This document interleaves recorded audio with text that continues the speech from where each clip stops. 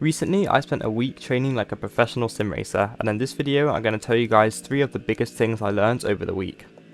This week I had 3 things to do and find out. The first thing was to make sure I enjoyed it, which I think I already knew the answer to. The second was to grow my socials more, and finally, to get the road to 5k properly on the way. As some of you know, I broke my finger about a month ago and wasn't able to race, so my 5k progress stopped for a while, so now I'm making up for lost time. Before we start, if you're looking for some clean community races and a place to hang out, make sure to join my Discord server, the link is below. First on the list is practice.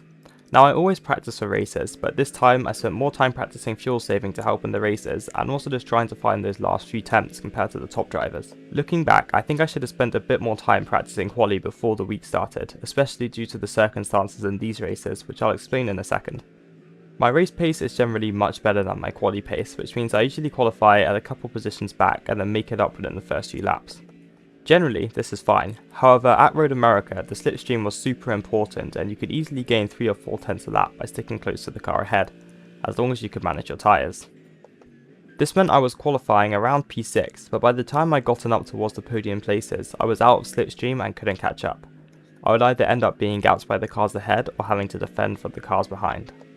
I think if I had spent a bit more time on quali practice before the week, I may have finished a place or 2 higher in some of my races. Reviewing the data on Track Titan was also a massive help for me. I wasn't sure where I could find the remaining few tenths in the race runs, but being able to compare my data to some of the guys I was racing against was really helpful. If you watch lots of sim racing videos, you'll often only see the creators' good races and not the bad ones where it all goes wrong. I've sometimes wondered why the content creators always get clean, close races and why mine always aren't like that. Dave Cam has made some videos showing the races that didn't make the cut, either because he was taken out or just because they were boring. I never really appreciated how many races those YouTubers do to get ones worth posting. This week I did 12 races. I didn't record them all, but out of those 12 races I had 2 that were worth making videos on. One of them I posted as a long form video, and the other one I turned into a short which I uploaded to YouTube and Instagram.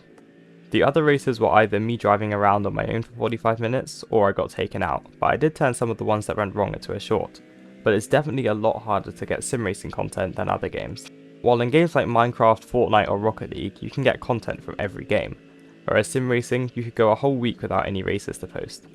I also experimented with some more opinion based content rather than races, and you guys seem to like that, so there'll be more of that style coming out.